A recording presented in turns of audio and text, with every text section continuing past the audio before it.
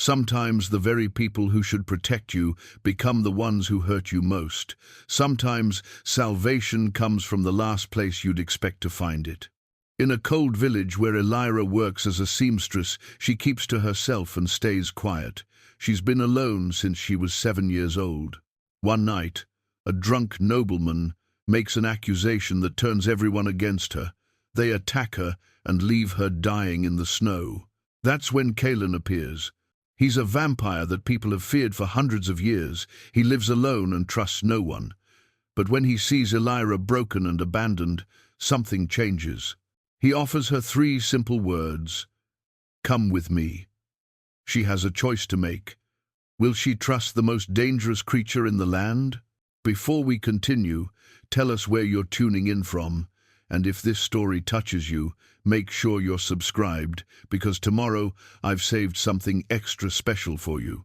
The morning Elira's mother died, she left behind only 2 things: a small sewing kit wrapped in faded blue cloth, and a daughter who would spend the rest of her childhood wishing she had died instead. That was 18 years ago, when winter seemed kinder, and the world held promises instead of threats. Now, at 25, Elira's fingers moved through fabric with the same precision her mother once possessed, though the joy had long since bled out of the craft. She sat by the single window of her cramped quarters above Margot's bakery, mending a tear in Councilman Aldrich's wife's finest gown. The needle caught the weak afternoon light as it pierced the silk, and for a moment she allowed herself to remember when sewing meant creating something beautiful, rather than simply surviving another day. The village of Thornwick clung to life at the edge of the Shadowmere forest like a stubborn weed growing through stones.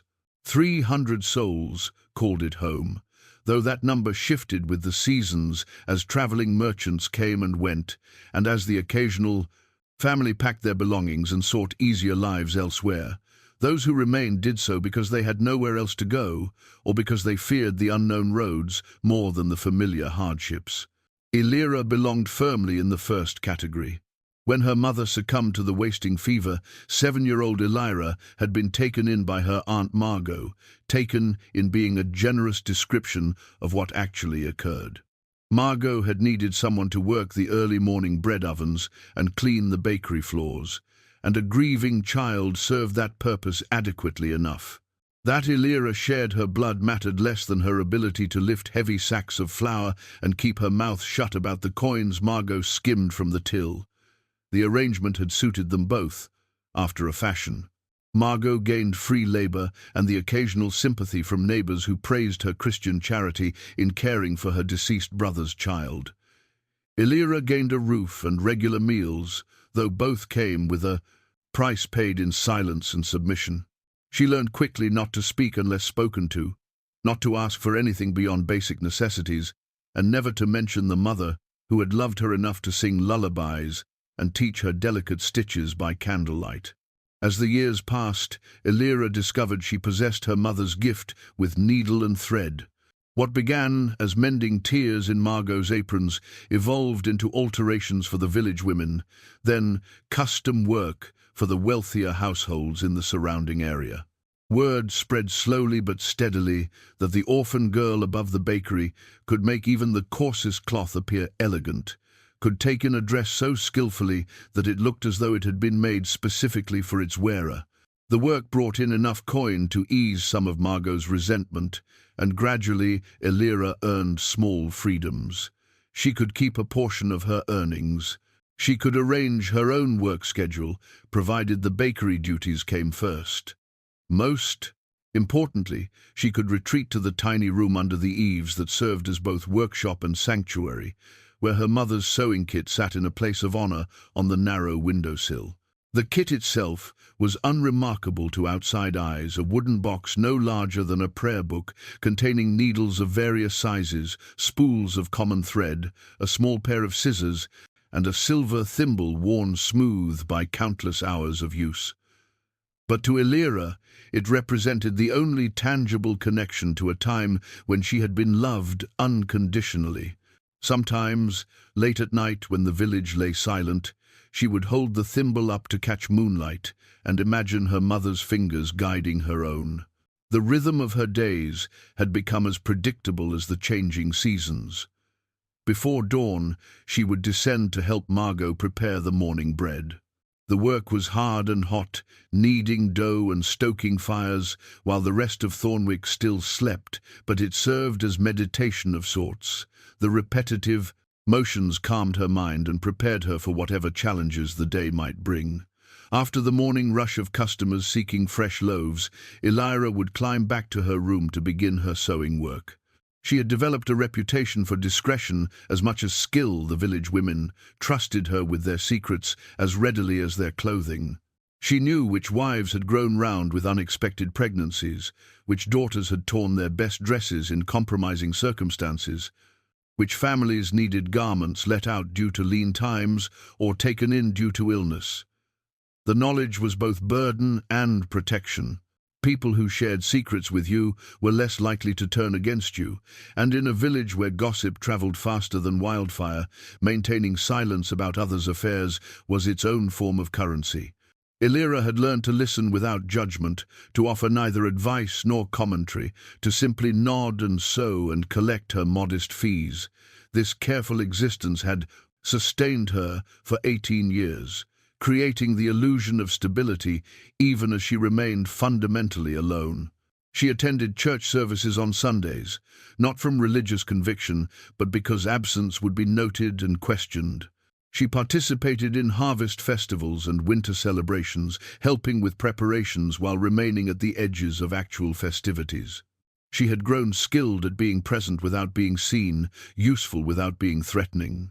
The other young women her age had long since married or moved away, leaving Elira increasingly isolated as the years passed. There had been inquiries from potential suitors when she turned 18, but Margot had discouraged them all, claiming Elira was too valuable as a worker to spare for marriage.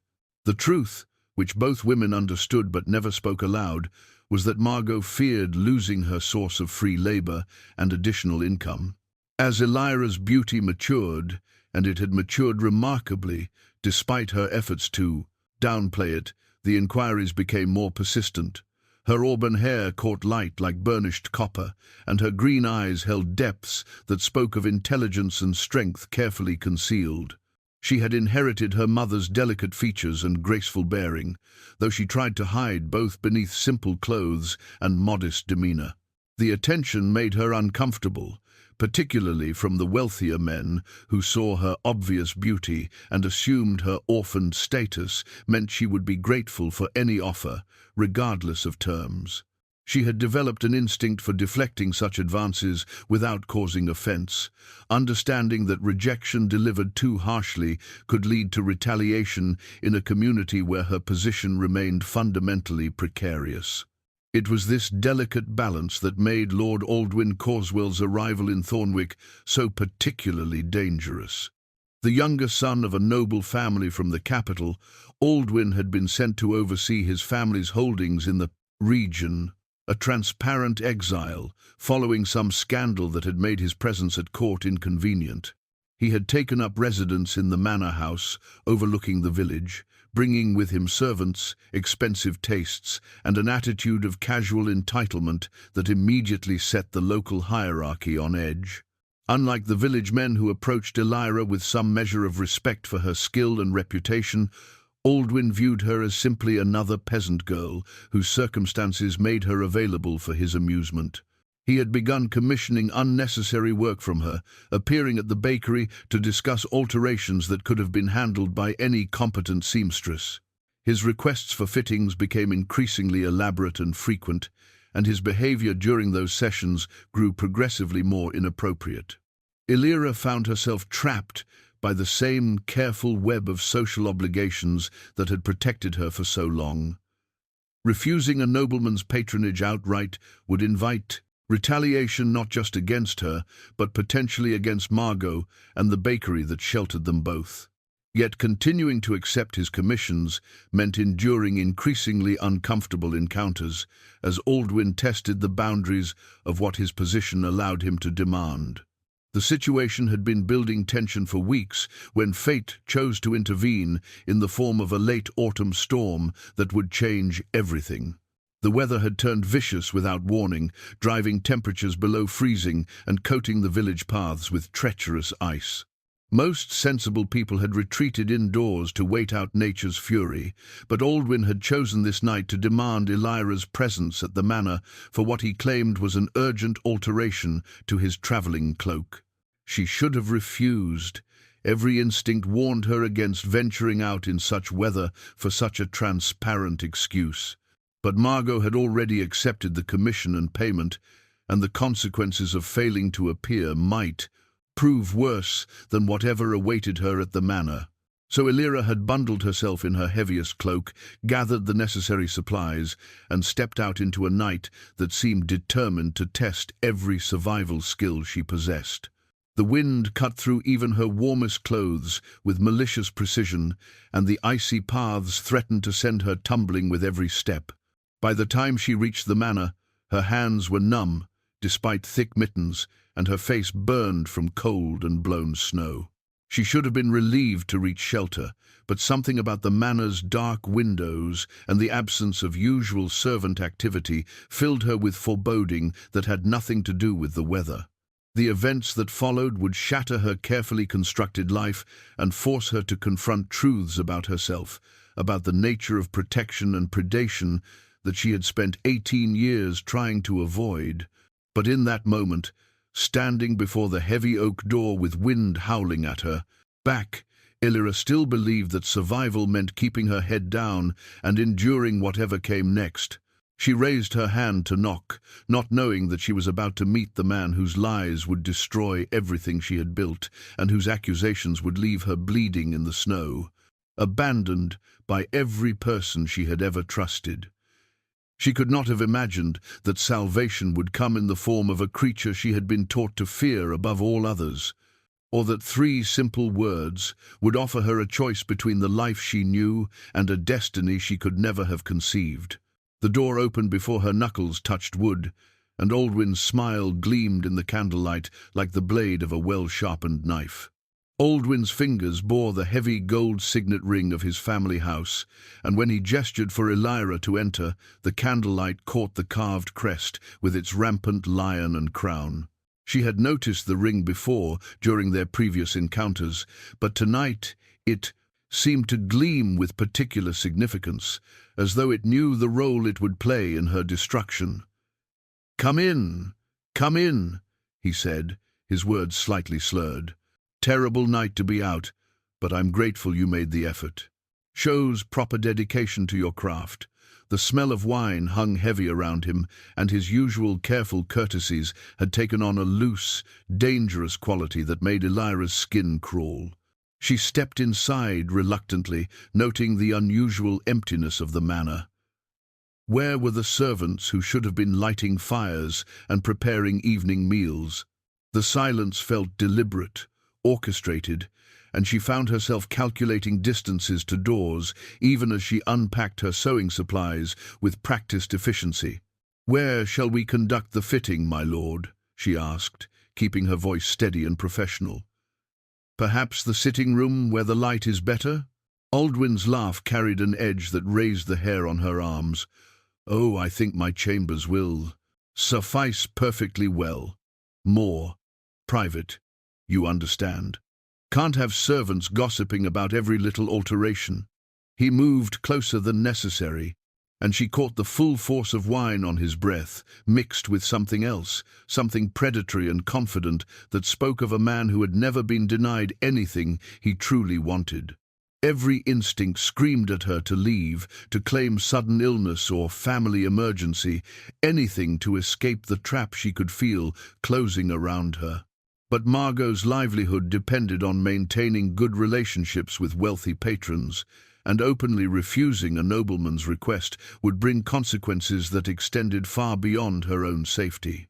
The careful balance that had kept her secure for 18 years now worked against her, trapping her in obligations she could not break without destroying everything she had built. "Of course, my lord," she heard herself saying, the words tasting like ash. Lead the way. His chambers were exactly what she had feared, a large room dominated by an enormous bed, with heavy curtains that could block out sound as effectively as light. Wine goblets sat on a side table next to what remained of an expensive bottle, and the fire had been built up to an uncomfortable intensity that made the air thick and oppressive. "Now then," Aldwin said, turning to face her with the predatory confidence of a cat cornering a mouse, "let's dispense with the pretense, shall we? We both know why you're really here." The words hit her like ice water. "My lord, I'm here to complete the alteration to your traveling cloak, as requested. If you could indicate where—" "Drop the innocent act, girl."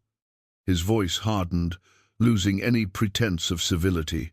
"You've been encouraging my attention for weeks, wearing that pretty face like a Taitian, taking every opportunity to be alone with me. Did you think I wouldn't eventually accept what you've been offering?" Horror and understanding crashed over her simultaneously.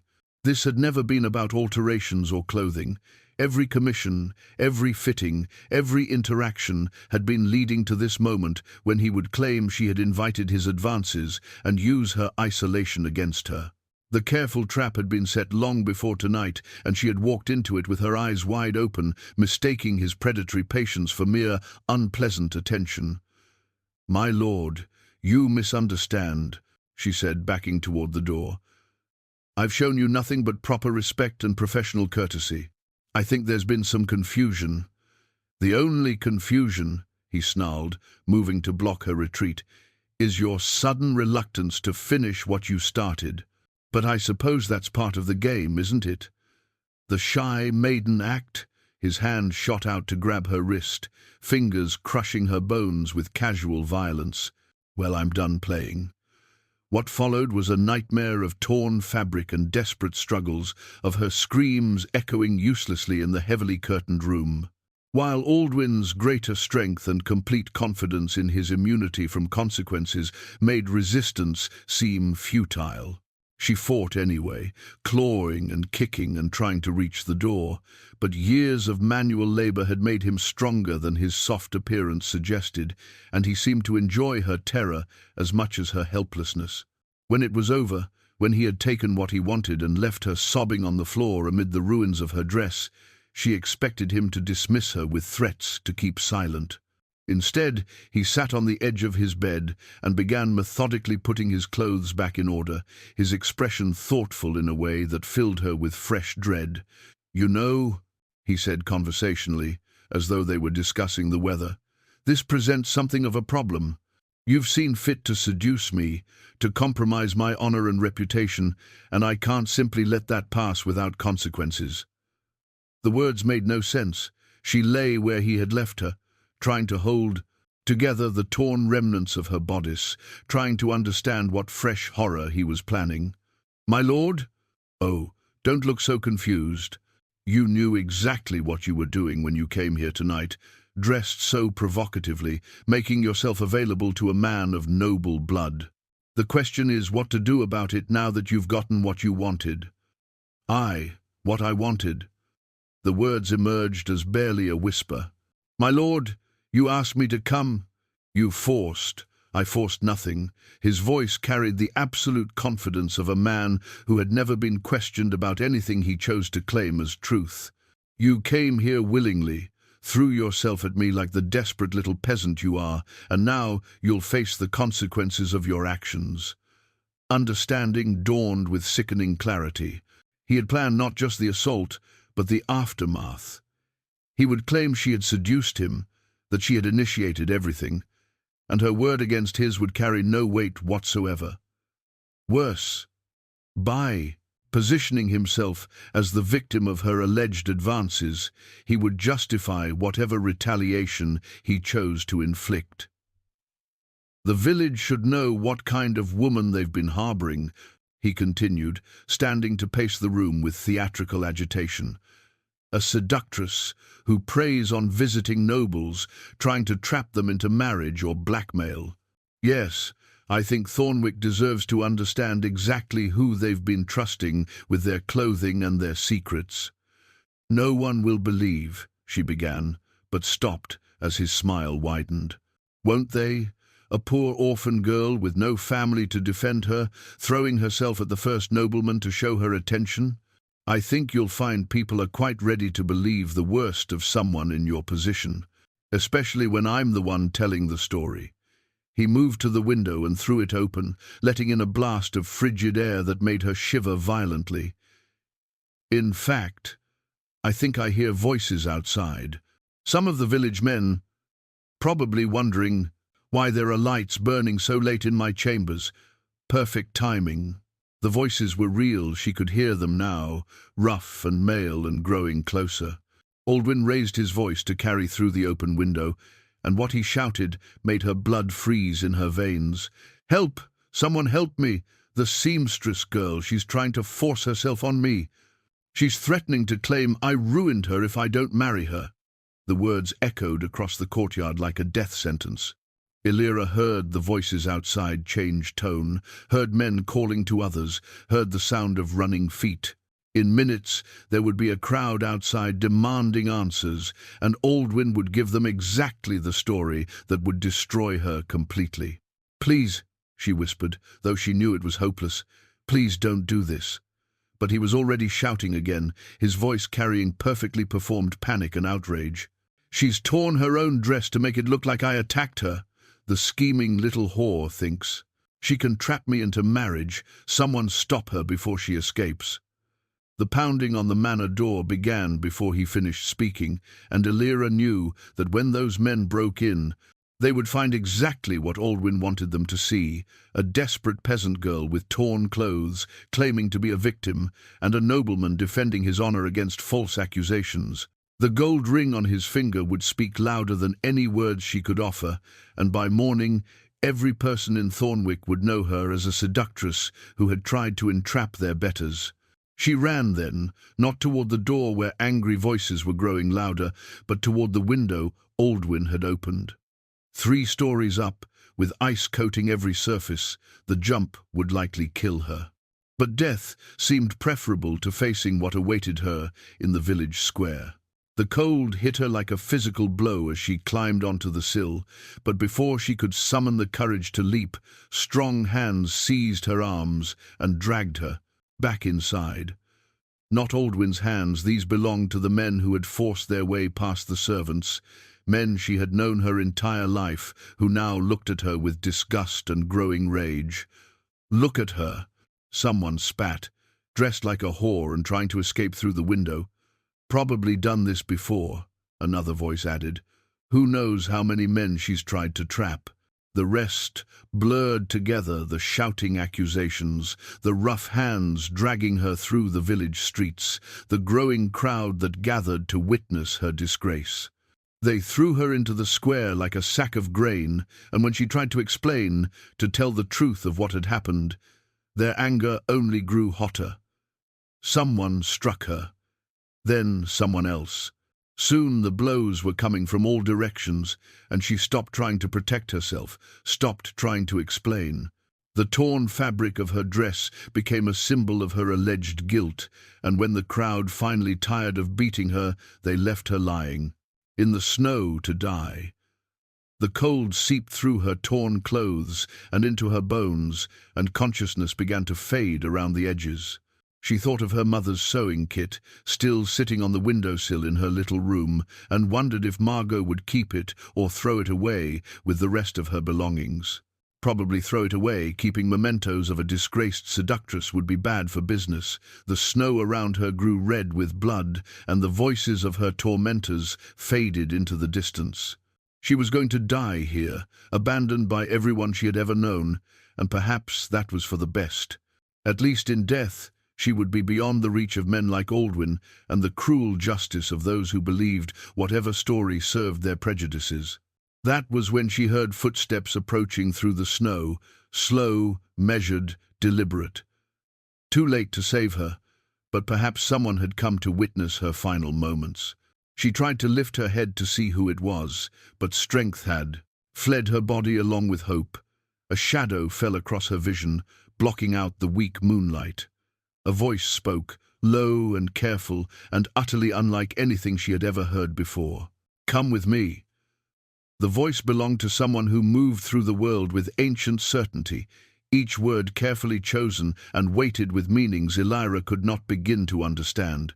She felt herself being lifted with surprising gentleness, wrapped in something warm and impossibly soft that carried scents of cedar and distant storms. Through half-closed eyes, she glimpsed a face that might have been carved from marble by a master sculptor, pale, angular, and beautiful in a way that seemed both timeless and utterly inhuman. "Easy," the voice murmured when she tried to speak. "You're safe now. Rest." Rest seemed impossible when every breath brought fresh pain from bruised ribs and torn flesh, when her mind kept circling back to the horror of Aldwyn's chamber and the cruelty that followed. But something in that calm, assured tone made resistance seem pointless. Her eyes drifted closed, and consciousness faded like smoke on the wind. When awareness returned, she found herself in a place that defied every assumption she had ever made about the world beyond Thornwick's borders. The room surrounding her was carved from living stone, its walls flowing in organic curves that suggested the space had been shaped by water and time rather than human tools. Soft light emanated from sources she could not identify, casting no harsh shadows, but illuminating every detail with gentle clarity. She lay on a bed that was neither too soft nor too firm, covered with blankets woven from materials she had never encountered. The fabric felt like silk but warmer, and it seemed to respond to her movement with subtle adjustments that maintained perfect comfort. Her torn and bloodied clothing had been replaced with a simple gown of similar material, and she realized with a start that someone had tended her wounds while she slept. The thought should have filled her with alarm. She had no memory of agreeing to such intimate care, and her recent experience had left her raw with vulnerability. But her body showed evidence of skilled attention rather than violation. Cuts had been cleaned and bandaged with precision that spoke of extensive knowledge.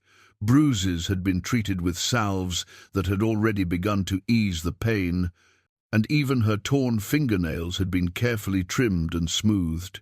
A sound near the room's entrance made her turn, and she saw him properly for the first time. Kaelen stood in the doorway like a figure from legend, tall and lean with the kind of ethereal beauty that belonged in ancient poems rather than reality. His hair was dark as a moonless night, his skin pale as winter dawn, and his eyes held depths that spoke of centuries rather than mere decades. He wore a long cloak of midnight blue that seemed to absorb light rather than reflect it, and when he moved, it was with the fluid grace of a predator who had never known fear. "You're awake," he observed, his voice carrying the same careful cadence she remembered from the village square. "How do you feel?" The question was so ordinary, so mundane after everything that had happened, that she almost laughed. How did she feel? Broken, betrayed, grateful, terrified, confused beyond measure. Instead, she managed a single word: alive. "Yes," he agreed, stepping into the room with movements that made no sound against the stone floor. That seemed the priority at the time. She studied his face, searching for some indication of his intentions, some hint of what he expected from her now that he had intervened in her destruction. The features were perfect in their symmetry, but there was something unsettling about their completeness, as though he were a masterwork copy of humanity rather than the genuine article. "You're him," she said finally. "Kaelen, the one they tell stories about in hushed voices. I am." He neither confirmed nor denied the stories, merely acknowledged the name with the same calm acceptance he had shown everything else. "And you are Elira, the seamstress who was left to die for crimes she did not commit." The statement hung in the air between them, heavy with implications she was not ready to examine. "You know what happened?" "I know enough." His expression remained neutral, but something flickered in those ancient eyes, anger perhaps, or disgust. "I know that men like Aldwyn Carswell believe their birth grants them the right to take whatever they desire, and I know that communities like Thornwick would rather sacrifice an innocent woman than question the word of nobility. The casual way he spoke, Aldwyn's full name, sent a chill through her. "How do you—" "I make it my business to know about predators in my territory," he said simply. "The Shadowmere Forest has been my domain for 3 centuries, and I am aware of all who enter it with harmful intent. Young Cawswell has been testing boundaries since his arrival. Last night, he crossed one that I could not ignore." She processed this information slowly, trying to understand the implications. "Your territory? Your domain? The forest and all lands within a day's ride of its borders fall under my protection," he explained. "It is an old compact, one that predates the current kingdoms by centuries. Most have forgotten the terms, but the agreement remains in force." "Protection," she repeated, tasting the word. "Is that what you call what happened to me?" For the first time his composure cracked slightly. Something that might have been regret passed across his features before the mask of calm reasserted itself. "My protection failed you when it was most needed," he admitted. "I was elsewhere when Cawswell made his move. By the time I became aware of the situation, the damage had been done." The admission surprised her. She had expected denials or justifications, not this straightforward acknowledgement of responsibility. "But you came." "Yes, though not soon enough to prevent your suffering." Silence stretched between them while she considered this. Outside, she could hear wind moving through trees, but the sound was different from anything she remembered from Thornwick, deeper, more musical, as though the forest itself were breathing in rhythm with some ancient song. "Where are we?" she asked finally. "My home," he said simply. "A fortress built into the living rock of the Shadowmere's heart. It has stood here since before your ancestors first crossed the great mountains, and it will stand long after their kingdoms crumble to dust." The casual reference to such vast spans of time reminded her forcibly that she was no longer dealing with human concerns or human timescales. Whatever Kaelen was, and she was beginning to understand that the village stories, however garbled, contained kernels of truth, he thought, and planned in terms that made her entire lifetime seem like the blink of an eye. "Am I your prisoner?" The question emerged more boldly than she had intended, but she needed to understand her situation. "You are my guest," he replied without hesitation. "Free to leave whenever you choose, though I would strongly advise waiting until you have healed more completely. And if I chose to leave now, then I would escort you safely to whatever destination you selected, though I doubt you would find welcome in any place that knows the story Cawswell has undoubtedly spread by now." The truth of that statement hit her like a physical blow. Even if she survived leaving this place, even if she found shelter somewhere else, she would carry the stain of Aldwyn's lies forever. No community would accept a woman branded as a seductress and potential adulteress, no matter how false the accusations. "There is nowhere for me to go," she said, the words barely above a whisper. "Perhaps not to the life you knew," Kaelen agreed gently. "But there are other possibilities, other ways of being in the world that do not require the approval of those who have already judged you." She looked around the strange, beautiful room with its organic architecture and impossible lighting. "Here, you mean? With you? If you choose. For as long as you choose." He moved closer, but stopped well outside her personal space, respecting boundaries that others had so recently violated. "I offer you sanctuary, protection, and time to heal. Nothing more is required or expected." The offer should have terrified her. Every story she had ever heard about creatures like him involved seduction, corruption, the slow stealing of souls through seemingly generous bargains. But the man standing before her radiated none of the predatory hunger she had learned to recognize. If anything, he seemed genuinely uncomfortable with the situation, as though offering sanctuary to traumatized humans was not something he did regularly or easily. "Why?" she asked. Why help me? You don't know me, you owe me nothing. His answer was simple and devastating in its honesty. Because someone should have helped you long before it came to this, and no one did. The words broke something inside her that had been holding together through sheer, stubborn will.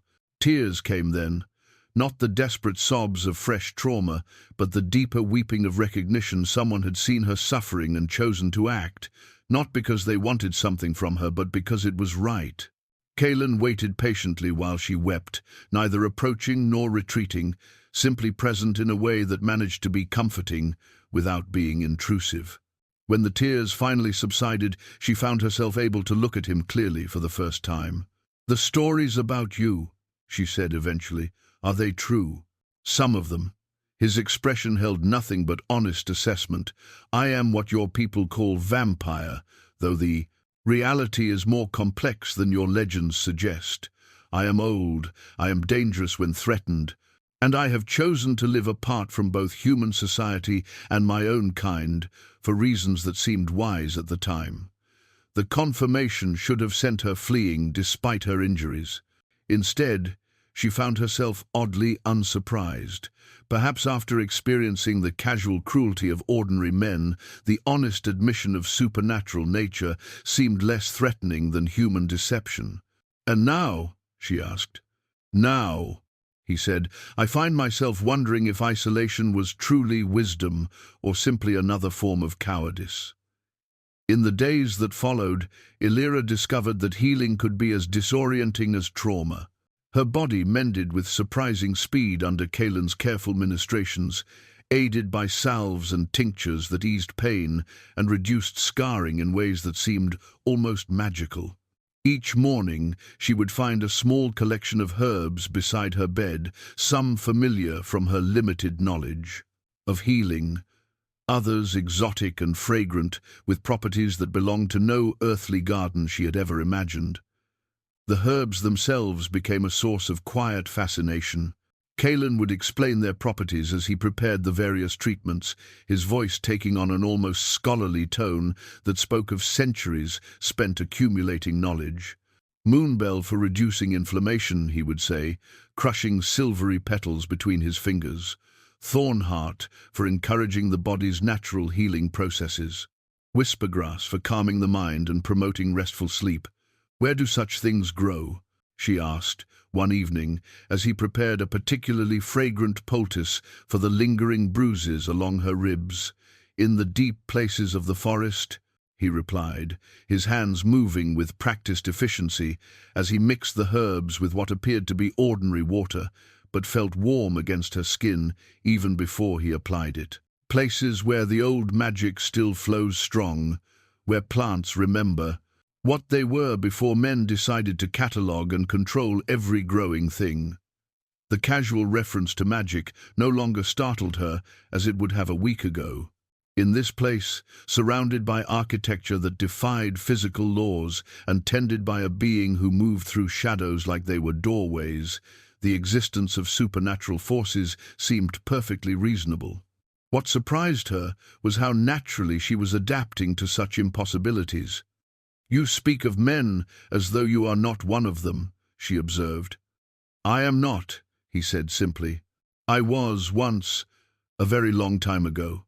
But that was before the change, before I became something that exists between the world of the living and the realm of the dead."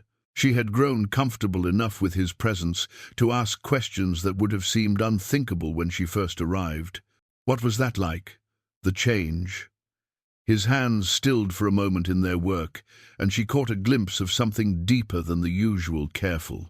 Controlled pain, perhaps, or regret that had been carried so long it had become part of his essential nature. "Dying is easy," he said eventually. "It is learning to exist afterward that proves challenging." The poultice he was preparing had taken on a gentle luminescence, glowing soft blue-green in the subdued light of the chamber. When he applied it to her skin, the warmth spread through her entire body, carrying away not just physical pain, but some of the deeper ache that had settled in her bones since that terrible night in the village. "Better?" he asked, and she nodded, suddenly drowsy despite the early hour.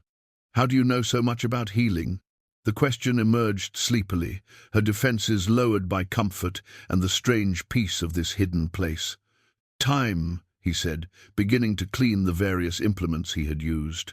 When you have centuries to observe the effects of different treatments, patterns become apparent. Also, necessity I have not always had access to. Healers willing to treat someone of my nature. The practical way he spoke of his long existence fascinated her. There was no drama or self-pity in his acknowledgement of isolation, merely the matter-of-fact assessment of someone who had learned to adapt to circumstances beyond his control. As her strength returned, Kaelen began allowing her to explore the fortress beyond her chambers. The place was vast, beyond anything she had imagined, carved from the living rock of the mountain itself, with passages that seemed to follow the natural flow of stone rather than any human architectural plan. Rooms opened into one another in organic progression, each space designed for a specific purpose she was gradually learning to identify. There was a library that took her breath away, walls lined floor to ceiling with books, scrolls, and manuscripts in languages she could not read, their leather bindings aged to the color of autumn leaves. The air smelled of parchment and ink, and the peculiar mustiness that came from knowledge carefully preserved across vast spans of time. "You read all these?" she asked during one of their walks through the collection. "Most of them, though some multiple times across the centuries. Knowledge changes meaning as one gains experience to contextualize it." He pulled a slim volume from one of the shelves, handling it with the reverence reserved for sacred objects. "This, for instance, is a treatise on the nature of justice, written by a philosopher who lived 700 years ago. When I first read it as a young man, I found his arguments compelling. Now, having seen how justice is actually practiced across multiple kingdoms and eras, I find it naive, but touchingly hopeful." She accepted the book when he offered it, noting the careful way the pages had been preserved despite their obvious age. The text was in a language she could not identify, but illuminated letters decorated the margins with intricate beauty that spoke of countless hours, of careful work. "I cannot read this," she admitted. "Perhaps not yet," he agreed. "But you could learn, if you wished. Time is one resource we have in abundance here." The casual assumption that she might stay long enough to learn new languages should have alarmed her, but instead it felt like a gift, the first time in her adult life that anyone had suggested she might have futures beyond simple survival. Their conversations during these explorations revealed aspects of Kaelen's nature that contradicted every story she had ever heard about his kind. He was patient in a way that spoke of genuine interest in her thoughts and opinions, never condescending, despite the vast difference in their ages and experience. He answered her questions with careful honesty, neither dramatizing his supernatural nature nor minimizing its significance. Most surprisingly, he seemed genuinely curious about her own life and experiences. He would ask about her mother, about the techniques she had learned for working with different fabrics, about the social dynamics of village life. These conversations often stretched long into the evening, conducted before the great fireplace in what he called the common room, where flames danced without consuming wood and provided warmth without smoke. "Why do you want to know about such ordinary things?" she asked one night after spending an hour describing the complex negotiations involved in alterations for the village council's wives. "Because they are not ordinary to me," he replied seriously. "I have observed human society from a distance for 3 centuries, but I have rarely engaged with it directly. Your experiences provide context for behaviors I have seen but never understood." The admission revealed something she was beginning to recognize as a fundamental loneliness in his existence. For all his power and knowledge, for all the obvious comforts of his hidden fortress, Kaelen had been profoundly isolated by his nature and his choices. The realization created an unexpected kinship between them. Both had been shaped by abandonment, though his had been chosen while hers had been imposed. "Do you regret it?" she asked. The isolation? He considered the question with the same careful attention he gave all her inquiries. "I believed it was necessary," he said finally. "My kind are not naturally inclined toward restraint or compassion. The hunger that defines us can quickly overwhelm other considerations if not carefully managed. Isolation seemed the safest path for everyone involved. And now, I find myself questioning whether safety was worth the cost."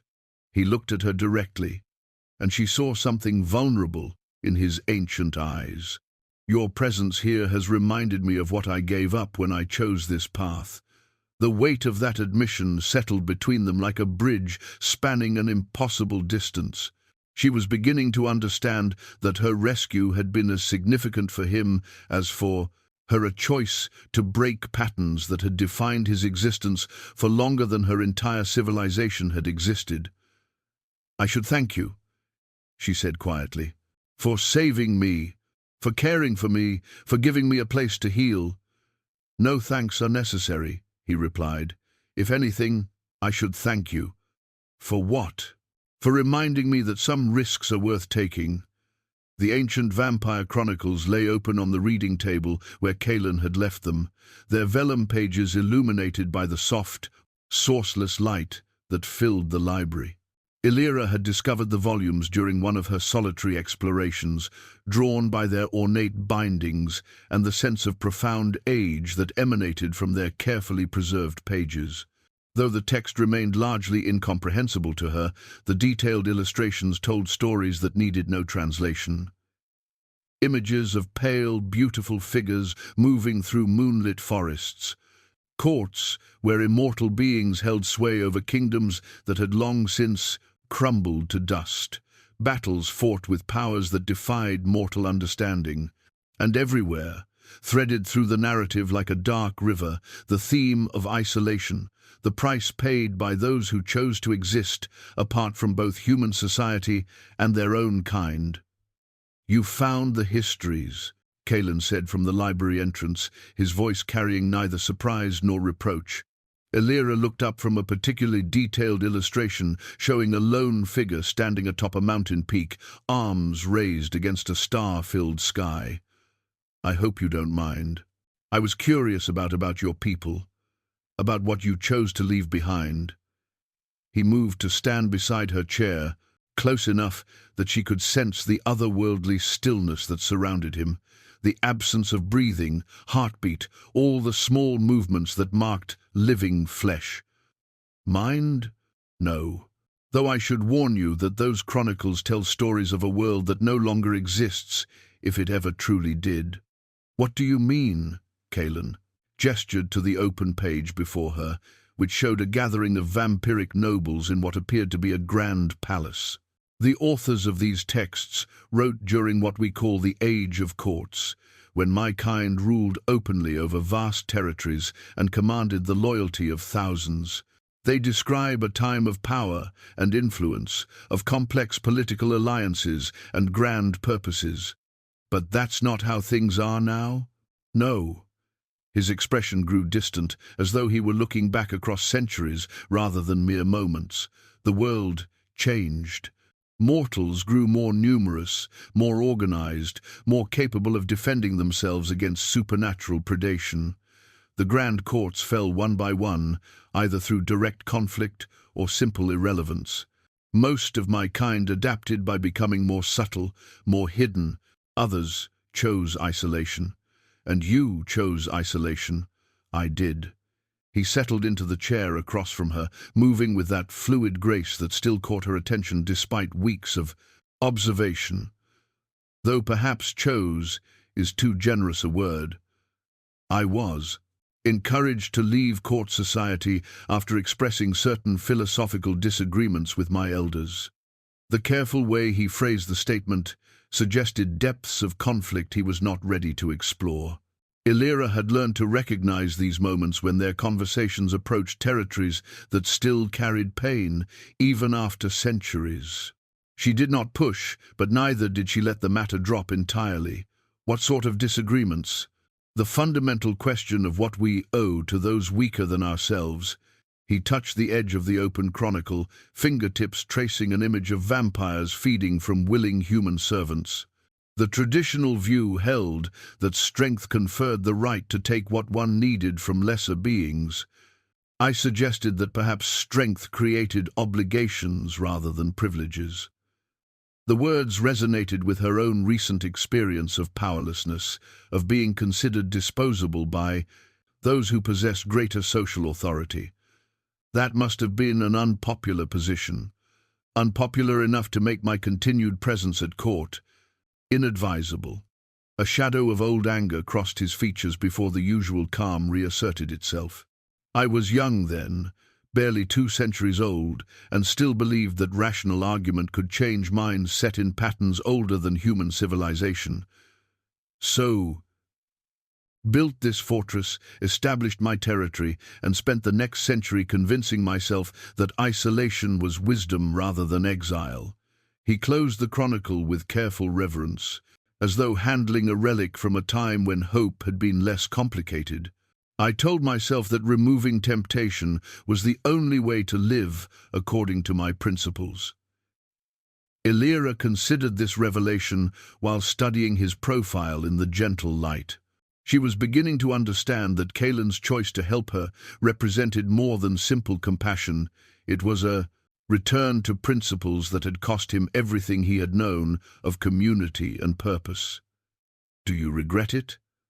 The stand you took?" "No," he said, without hesitation, "though I sometimes wonder if there might have been more effective ways to advocate for change. Moral positions are easier to maintain in isolation than in the messy complexity of actual society." Their conversation was interrupted by a sound that raised the hair on Elira's arms, a howl that carried through the mountain. Stone, as though the very rock were crying out in anguish. It was not quite animal, not quite human, but something that belonged to the spaces between familiar categories. Kaelen was on his feet before the echo faded. His entire demeanor transformed in an instant, from scholarly contemplation to predatory alertness. "Stay here," he commanded, his voice carrying an authority she had never heard from him before. What was that? Trouble. He moved toward the library entrance with flowing speed that made her earlier observations of Grace seem clumsy by comparison. "There are others of my kind in the forest tonight, and they are not here for pleasant conversation." The implications of his words struck her like ice water. "Others? But I thought you lived alone." "I do, which makes their presence here particularly concerning." He paused at the threshold, looking back at her with an expression that mixed regret with grim determination. The chronicles speak of the old courts and their grand purposes, but they do not mention that some of my kind never accepted the fall of those institutions. They still believe in the old ways, the old rights. Another howl echoed through the fortress, closer this time and definitely plural. Whatever approached through the darkness was not traveling alone. "They know about me," Elira said, understanding flooding through her with terrible certainty. "Someone told them about the human woman living in your fortress." Very likely. Kaelen's honesty was brutal but not unkind.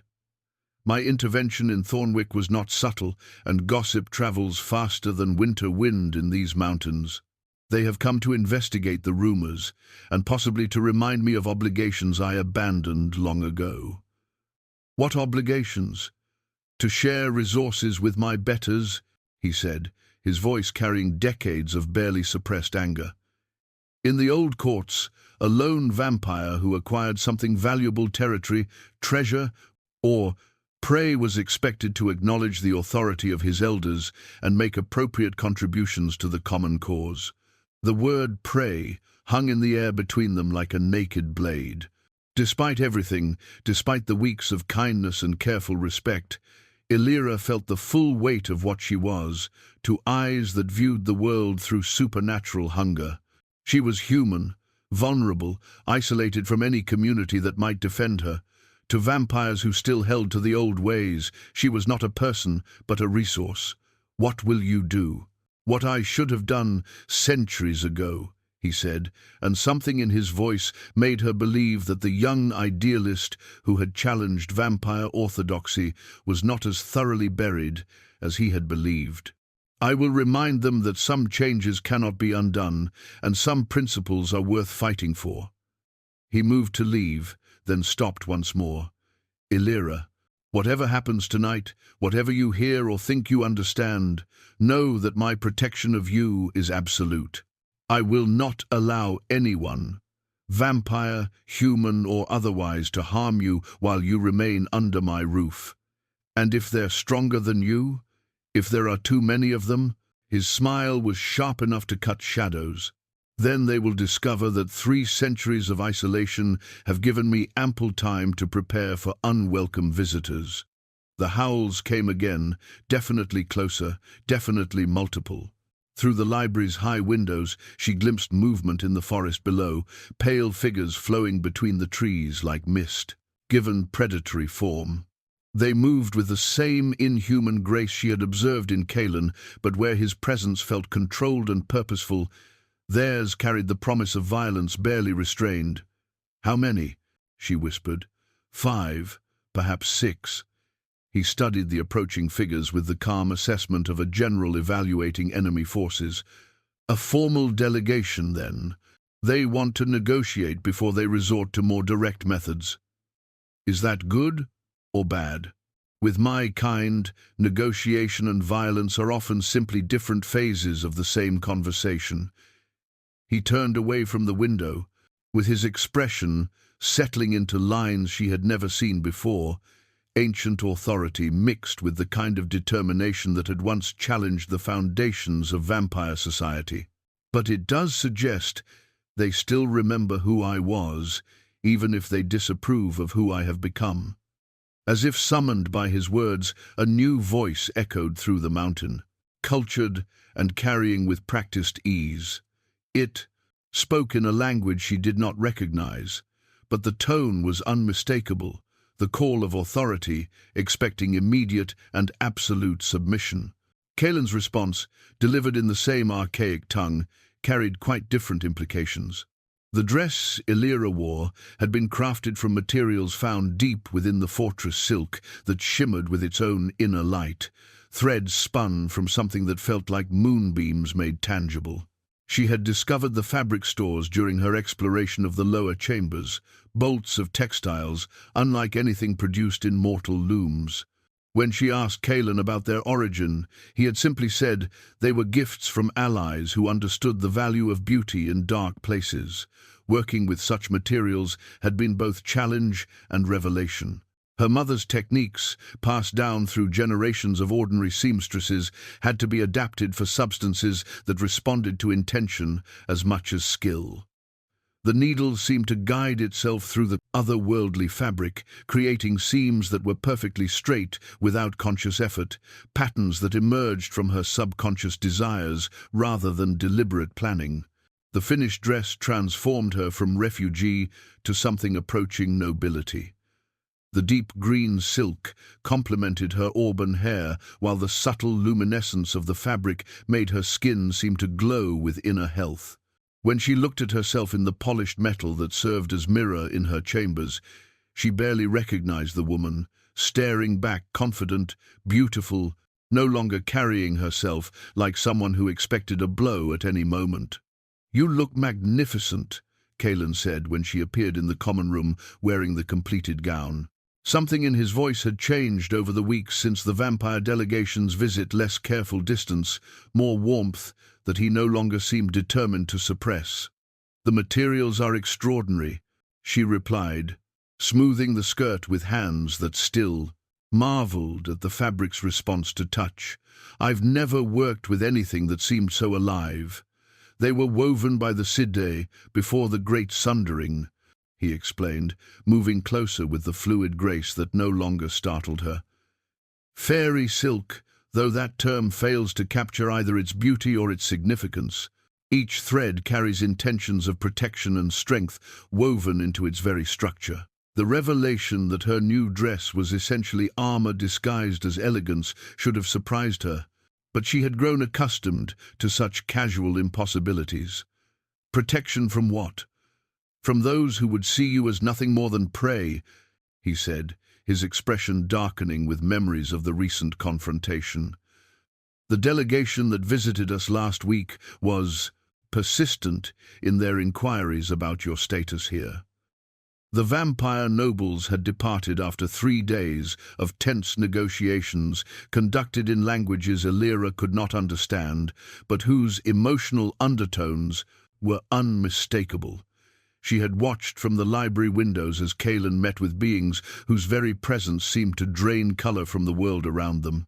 Even at a distance, she could feel the weight of their supernatural authority, the casual certainty of creatures who had never been successfully challenged by anything mortal. What did they want? Exactly. Kaelen settled into his customary chair by the great fireplace, but his usual perfect composure showed cracks she was learning to read. What they have always wanted, acknowledgement of their authority over all supernatural creatures in this region. They view my protection of you as a declaration of independence that cannot be allowed to stand unchallenged. And if you had given me to them, then I would have become complicit in exactly the kind of predation I rejected centuries ago. His voice carried quiet fury that spoke of principles tested and held firm. They offered generous terms, of course. A return to court, standing, restoration of titles I forfeited when I chose exile, even a position of authority over this entire territory. The magnitude of what he had refused for her sake left her momentarily speechless. She had known his protection came at personal cost, but the scope of that sacrifice was only now becoming clear. "You gave up everything," she said quietly. "Again, I gave up the illusion that isolation could serve as a permanent solution to moral problems," he corrected. "The choice to protect you was also a choice to stop hiding from the implications of my beliefs." Their conversation was developing an intensity that had been building for weeks, the recognition of connection that went deeper than gratitude or circumstance.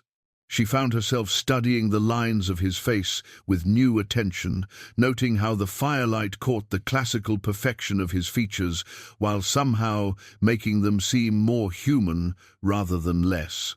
"I've been thinking about what you said," she ventured, "about questioning whether safety was worth the cost of isolation, and I think perhaps safety is overrated." The words emerged with more confidence than she felt, but also with the conviction that came from hard-won experience. "I spent 18 years trying to be safe in Thornwick, keeping my head down and avoiding any action that might draw attention. All that caution, all that care, and I still ended up broken in the snow." "Safety and survival are different things," Kaelen observed. "You survived 18 years of careful navigation in a hostile environment. That required considerable skill and strength. But it wasn't really living, was it?" She stood and moved to the great windows that looked out over the forest, drawn by restlessness that had been growing stronger each day. "I existed, I endured, but I never chose anything important for myself. I never took risks that mattered. And now?" The question hung between them like a bridge she could either cross or ignore. She turned back to face him, noting how the supernatural stillness that usually surrounded him had acquired a quality of focused attention that made her pulse quicken. "Now I find myself wondering what it would be like to choose something dangerous for good reasons instead of choosing safety for fear." He rose from his chair with predatory smoothness, moving toward her with careful deliberation that gave her ample opportunity to retreat if she wished. "That could be a very dangerous line of thinking." "Yes," she agreed, holding her ground as he approached. "I'm beginning to understand that the most important choices usually are."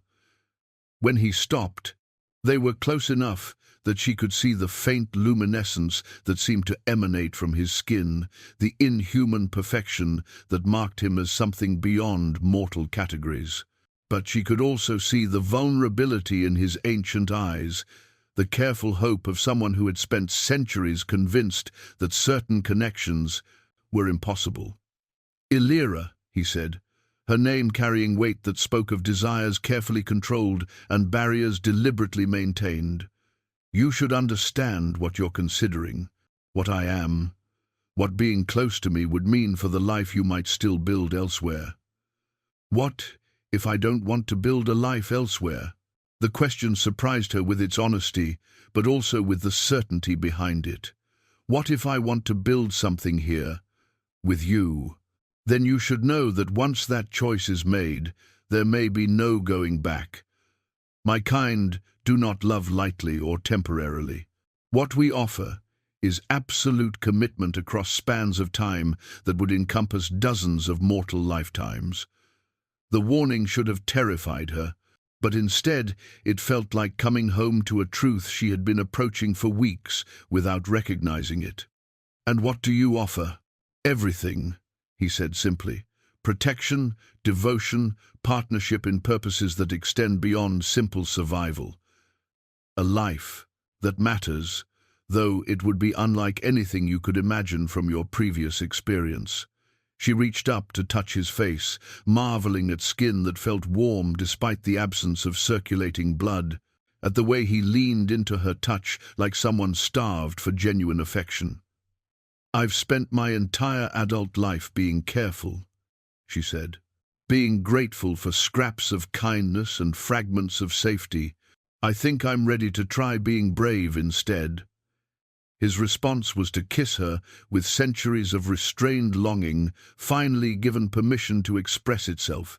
When they finally broke apart, she saw in his eyes the recognition that whatever came next, neither of them would face it alone.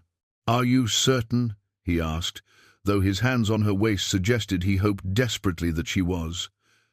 "I'm certain that I want to find out what we might become together," she replied. "Everything else we can discover as we go." Outside, wind sang through the forest with promises of change and challenge ahead. But inside the fortress, wrapped in fairy silk and supernatural devotion, Elira finally understood what it felt like to choose her own destiny. The blood bond medallion lay hidden beneath centuries of accumulated dust in the deepest vault of Kaelen's fortress, wrapped in cloth that had once been white but had aged to the color of old parchment. Elira discovered it 3 days after their first kiss, while exploring chambers that Kaelen had mentioned only in passing as storage areas of little interest. Her newfound confidence had made her bolder in her investigations, and something had drawn her to this particular room with an insistence she could not explain. The medallion itself was unremarkable at first glance, a disc of tarnished silver, roughly the size of her palm, carved with symbols that seemed to shift and change when viewed directly. But the moment her fingers made contact with the metal, the world exploded into visions that belonged to someone else's. Memories. Someone else's life that was somehow inextricably connected to her own. She saw her mother as a young woman, but not the gentle seamstress who had raised her in Thornwick. This version of her mother moved with otherworldly grace through moonlit forests, her auburn hair streaming behind her as she ran alongside creatures that belonged in legend rather than reality. Her eyes held depths of knowledge that spoke of supernatural heritage carefully concealed, and when she laughed, the sound carried harmonics that resonated with powers older than human civilization. The visions shifted, showing her mother in passionate conversation with beings Elira recognized as vampires, though these were clearly different from the predatory nobles who had recently visited Kaelen's fortress. These vampires carried themselves with the bearing of equals rather than masters, and the discussions appeared to center around alliance rather than domination. Her mother stood among them as an obvious leader, her presence commanding respect that went far beyond mere mortal authority. Then came the images that made Elira's blood freeze in her veins. Her mother fleeing through winter forests, heavy with pregnancy, pursued by figures whose supernatural speed made them appear as blurs of deadly intent. The hunters were both vampire and human, united in their determination to prevent something that her mother's very existence represented. Behind them rode a man whose face was hidden by shadow, but whose bearing and the distinctive glint of gold on his finger marked him unmistakably as nobility. The final vision was the most devastating, her mother dying in a cottage that Elira recognized as the place where she had spent her earliest years. But the death was not from wasting fever, as she had always been told. Instead, her mother lay surrounded by protective symbols, drawn in what appeared to be her own blood, pouring the last of her supernatural essence into wards that would hide her daughter's true nature. Until the child was old enough to defend herself, she was trying to protect you. Kaelen's voice came from behind her, gentle but heavy with knowledge he had clearly carried for some time. Your mother was the last heir of the Shadowborn line, humans who carried vampire blood without the transformation, who could bridge the gap between mortal and immortal realms. Elira turned to face him, the medallion still clutched in her trembling fingers. You knew. You've known all along what I am. I suspected from the moment I saw you in the village square, he admitted, moving closer with careful steps that suggested he understood how fragile her equilibrium had become. The way you survived injuries that should have killed you, the speed with which you healed once brought to safety, the ease with which you adapted to this place and its supernatural influences. But suspicion is not certainty, and I wanted you to discover the truth when you were ready to accept. My mother died because of what she was, what I am. Your mother died because there are those who believe that beings like her represent a threat to the natural order, Kaelen corrected carefully. Both human and vampire orthodox see the Shadowborn as dangerous anomalies, too powerful to be controlled, too human to be dismissed, too valuable to be allowed independence. The implications of his words struck her like physical blows. The man who pursued her, the one whose face I couldn't see clearly. I believe it was Lord Carswell, Aldwyn's father, Kaelen said, his voice carrying the weight of terrible certainty. The timeline matches, and the Carswell family has a long history of involvement in supernatural politics. They've served as agents for vampire nobility for generations, helping to identify and eliminate potential threats to traditional power structures. Understanding crashed over her in waves that threatened to drown rational thought. Aldwyn knew. When he attacked me, when he destroyed my reputation, he knew what I was. Very likely. The assault was probably intended to provoke the manifestation of your supernatural abilities, to confirm his family's suspicions about your heritage. When that failed, he used more direct methods to mark you as a threat that needed to be eliminated. But I never showed any abilities. I never displayed any powers. Kaelen reached out to touch the medallion, still clutched in her hands, and the moment his fingers made contact with both the artifact and her skin, new visions flooded her consciousness.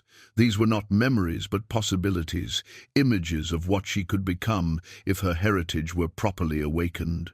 She saw herself moving through shadows as though they were doorways, crossing vast distances in moments that should have required hours of travel. She witnessed her hands glowing with power that could heal mortal wounds or turn aside supernatural attacks with equal facility. Most remarkably, she observed herself serving as translator between human and vampire factions, her dual nature allowing her to understand both perspectives with perfect clarity.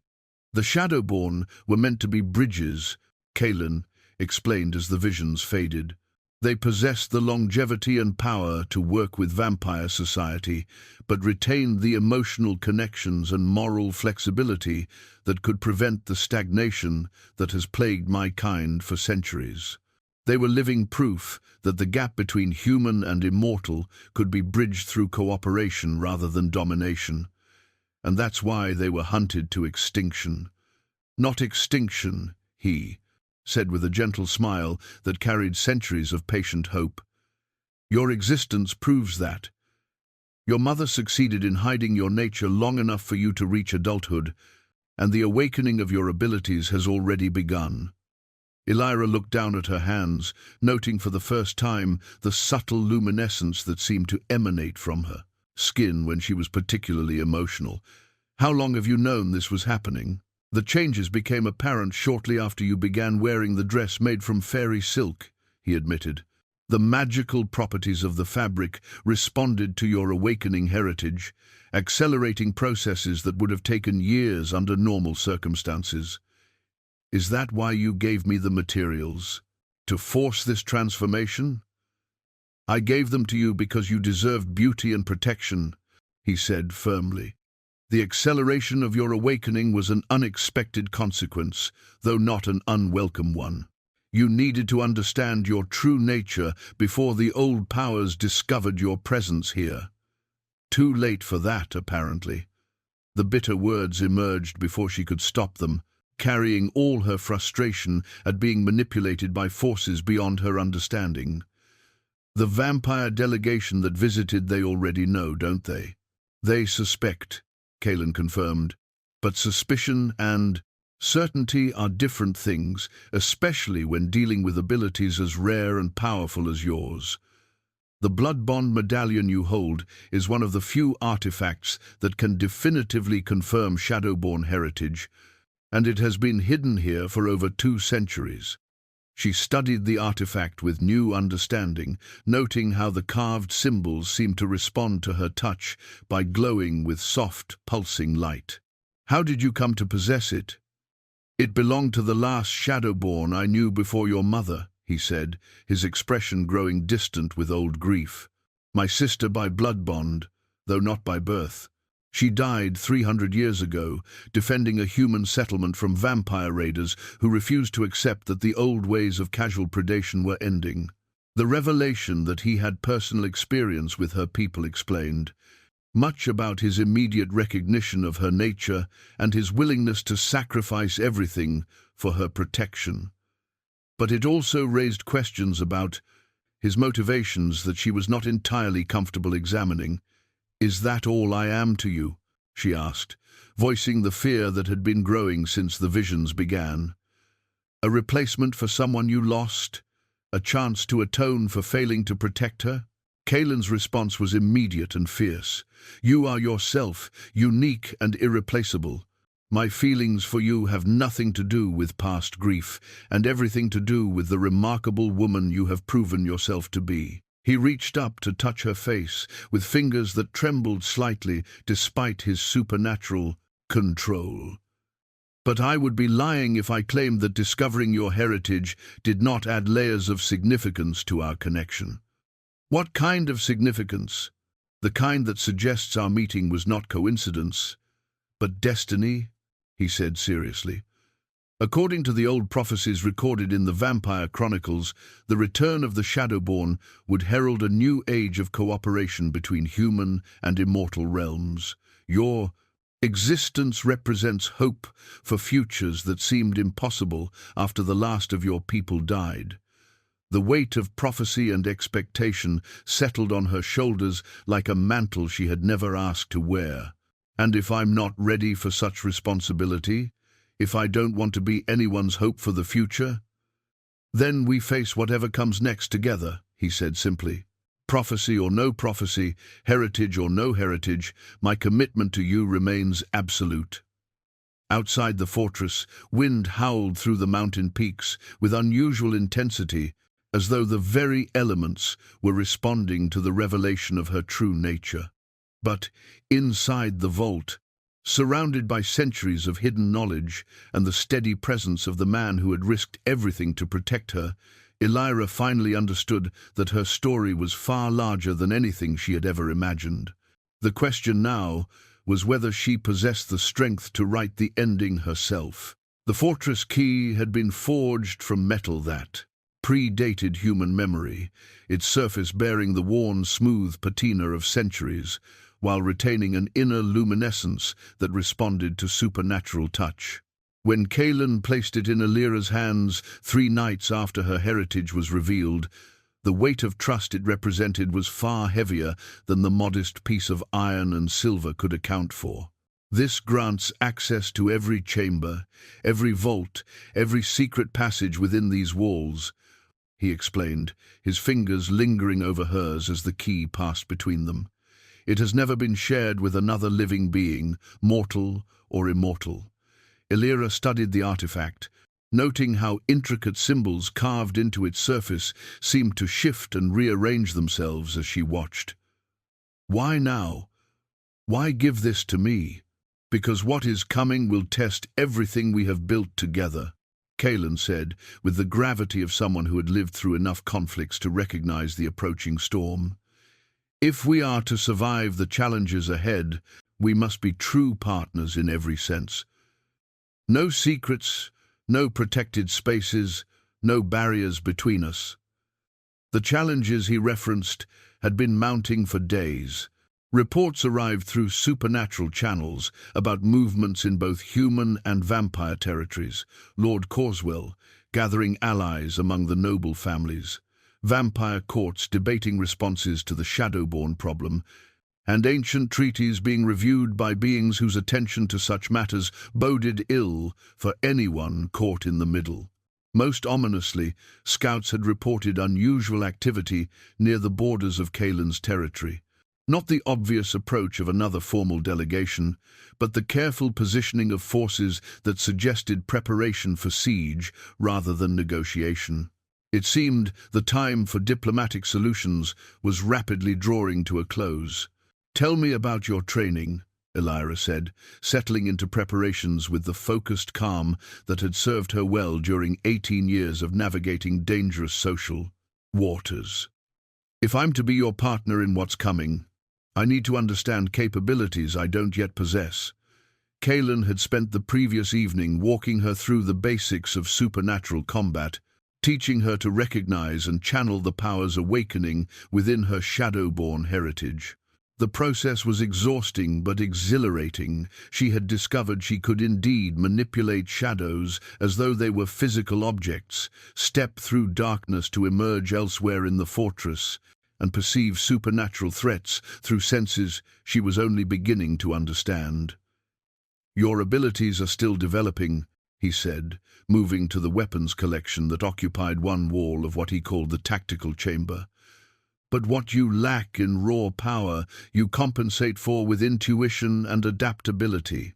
The Shadowborn were never meant to be warriors. In the traditional sense, they were diplomats, healers, bridges between worlds. But sometimes diplomats have to fight. Yes. And when they do, they fight differently than pure predators. He selected a blade from the collection, its metal gleaming with the same inner light as the fortress key. "This was forged for my blood sister 3 centuries ago.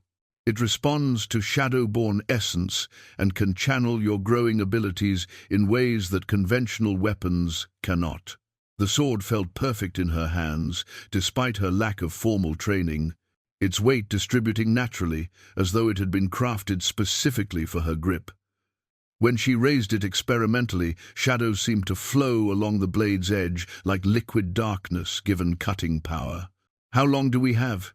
she asked, testing the weapon's balance with movements that felt instinctively correct despite her inexperience. "Hours, perhaps less." Kaelen moved to the great windows that looked out over the approaches to his territory, his expression reflecting the calculation of someone accustomed to tactical assessment. "The human forces are moving into position from the south, Carswell's allies, bringing mercenaries and witch hunters equipped with weapons blessed specifically for supernatural conflicts. The vampire contingent approaches from the north, led by Elder Marcellus himself." The name carried weight that needed no explanation. Even Elira, with her limited knowledge of vampire politics, had heard references to Marcellus in the Chronicles, one of the oldest and most powerful of their kind, a creature who had witnessed the rise and fall of the ancient courts and who commanded respect even from those who despised his methods. And they're coordinating their approach? It appears so, which suggests this conflict has significance beyond simple territorial disputes or personal grudges. Kaelen turned from the window to face her, and she saw in his expression the recognition that they were approaching a moment that would define the future of supernatural human relations for generations to come. The prophecies spoke of a time when the return of the Shadowborn would force a choice between the old ways and something new. He continued, "It seems that time has arrived, and every major power has decided they cannot allow the outcome to be determined by chance." Elira felt the weight of destiny settling around her like a cloak she had never asked to wear. And if we lose? If they succeed in eliminating the last Shadowborn and maintaining the status quo? Then the cycles of predation and fear continue indefinitely, Kaelen said with quiet conviction. Humans remain prey to be managed.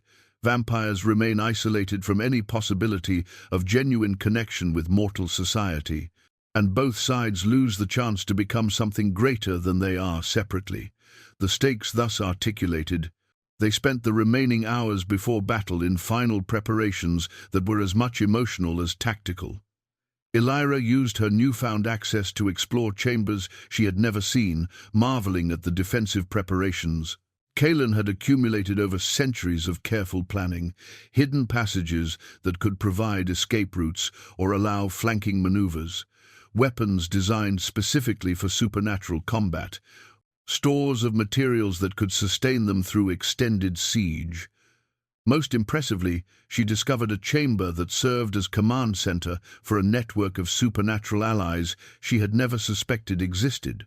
Messages arrived through means that bypassed normal communication channels, whispers carried by shadow spirits, symbols that appeared in pools of enchanted water, even direct mind-to-mind contact with beings whose nature defied easy classification. "You're not as alone as you led me to believe," she observed, watching him coordinate responses with entities whose voices spoke in harmonics that resonated through dimensions beyond normal perception. "Isolation and alliance are not mutually exclusive," he replied, his attention divided between multiple conversations occurring on planes of done.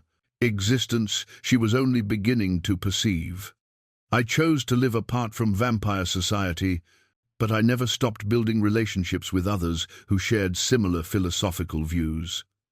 The allies he had cultivated over 3 centuries represented a fascinating cross-section of supernatural societies, outcasts and reformers. Vampires who had rejected the predatory traditions of their kind, fey nobles who favored cooperation over the complex games of obligation that typically governed their interactions with mortals. Even humans who had gained supernatural knowledge through study and dedication rather than birth or transformation. "How many will stand with us?" Elira asked, as another message arrived through channels that bypassed physical reality entirely. "Enough to make the outcome uncertain," Kaelen said with the grim satisfaction of someone who had spent decades preparing for exactly this confrontation. "Though the question is not really about numbers. What matters is whether we can demonstrate that cooperation produces better outcomes than dominance." As dawn approached, they took what might be their final peaceful moments together in the common room where so much of their relationship had developed. The fire burned with its usual sourceless warmth, but shadows moved differently around them now, responding to Elira's presence with subtle acknowledgments of her growing power. "I need you to know," she said, breaking a comfortable silence that had stretched between them, "that whatever happens today, I don't regret the choices that brought me here. Even though those choices have led you into a conflict that could cost you everything, especially because of that." She turned to face him directly, studying the classical perfection of features that had become as familiar as her own reflection. "For the first time in my life, I'm fighting for something that matters rather than simply trying to survive until tomorrow." Kaelen reached across the space, between their chairs to take her hand, his fingers intertwining with hers in a gesture that carried all the intimacy they had built together. "Win or lose, we have proven that connection between our kinds is possible. That alone makes whatever comes next worthwhile. Is that enough? To know we tried?" "It has to be," he said, with the hard-won wisdom of someone who had learned that perfect outcomes were rare and that sometimes the attempt itself was victory enough. Though I find myself hoping we will have the chance to discover what comes after proving it's possible. Outside, the first sounds of approaching armies echoed through the mountain air, the measured tread of human soldiers and the otherworldly harmonics that marked vampire movements. The siege they had been preparing for was about to begin, and with it would come the test of everything they had built together. "Are you ready?" Kaelen asked, rising from his chair with fluid grace that spoke of predatory nature held in careful balance. Elira stood as well, feeling the weight of the shadow-born blade at her side and the fortress key warm against her skin where she wore it on a chain around her neck. As ready as someone can be for attempting to change the fundamental nature of supernatural politics. Then let us go and see if love and conviction are sufficient weapons against centuries of entrenched tradition. Together, they moved toward the great doors that would lead them to the battleground, where the future of both their peoples would be decided. Behind them, the fortress stood ready to become either sanctuary for a new age of cooperation or monument to the last hope for understanding between the mortal and immortal realms. The key at her throat pulsed with warm light as they approached their destiny. The ancient ceremonial blade gleamed with power that transcended mere steel as Elder Marcellus drew it from its obsidian scabbard. The weapon was older than the kingdoms surrounding Shadowmere. Forest, forged in the deepest forges of the original vampire courts and blessed with blood sacrifices from a dozen conquered civilizations. Its edge held the shimmer of absolute finality. Anything cut by this blade would not heal, not regenerate, not return from whatever death it delivered. Kaelen Shadowheart. Marcellus called across the courtyard before the fortress, his voice carrying the authority of ages uncounted. You stand in violation of laws older than human memory. Surrender the abomination you harbor.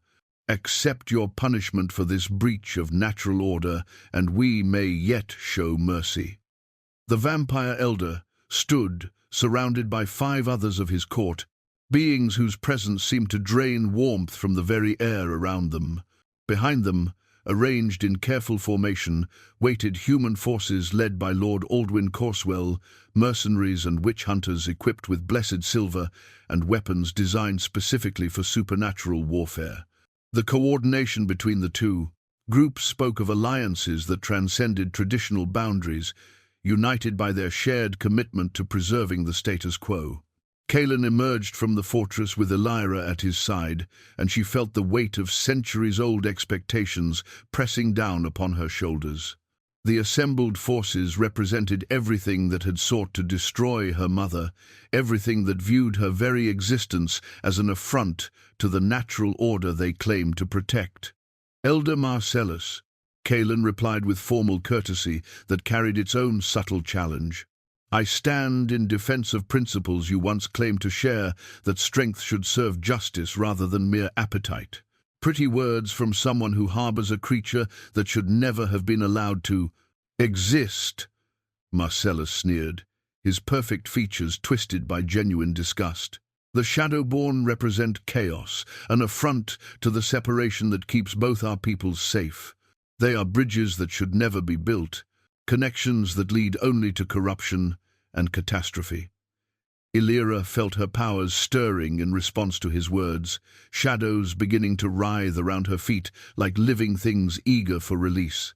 The ceremonial blade in Marcellus's hand seemed to pulse with awareness of her presence, as though it hungered specifically for shadow-born blood. You fear what you cannot control, she said, her voice carrying new harmonics that spoke of awakening abilities. But perhaps control was never the answer. Listen to it speak. Lord Corswell interjected from his position among the human forces.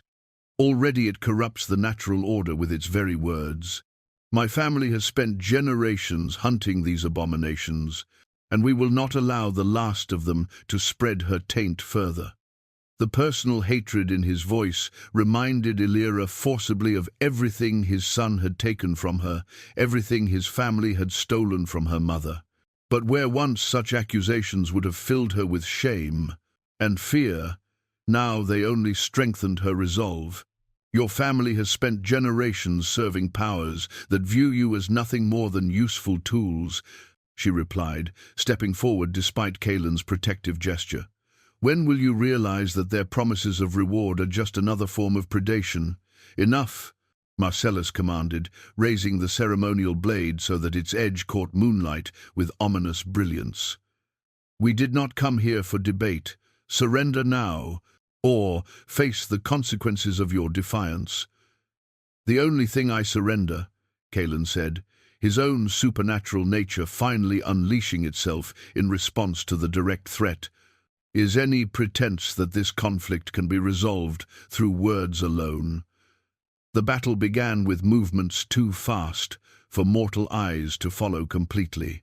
Marcellus struck first, the ceremonial blade cutting through air that seemed to scream in response to its passage. Kaelen met the attack with supernatural speed and 3 centuries of accumulated skill, deflecting the ancient weapon with a sword that blazed with protective enchantments. Around them, the coordinated assault unfolded with terrifying precision. The human forces moved to cut off potential escape routes, while the vampire nobles spread out to prevent flanking maneuvers. It became immediately clear that this was not a simple battle, but an execution carefully planned to eliminate any possibility of failure. Elira found herself facing 2 of Marcellus's companions simultaneously, their inhuman grace and centuries of combat experience making them devastating opponents for someone still learning to control her abilities. But her shadow-born heritage provided advantages they had not anticipated. She could step through darkness to avoid their strikes, use shadows as weapons to bind or blind, and perceive their movements with senses that transcended normal human perception. "You fight well for an abomination," one of them hissed as her shadow blade parried, his ancient sword. "But skill will not save you from inevitable fate." "Perhaps not," she replied, using her powers to wrap darkness around his legs while striking at his companion. "But it might buy enough time to prove you wrong about inevitability."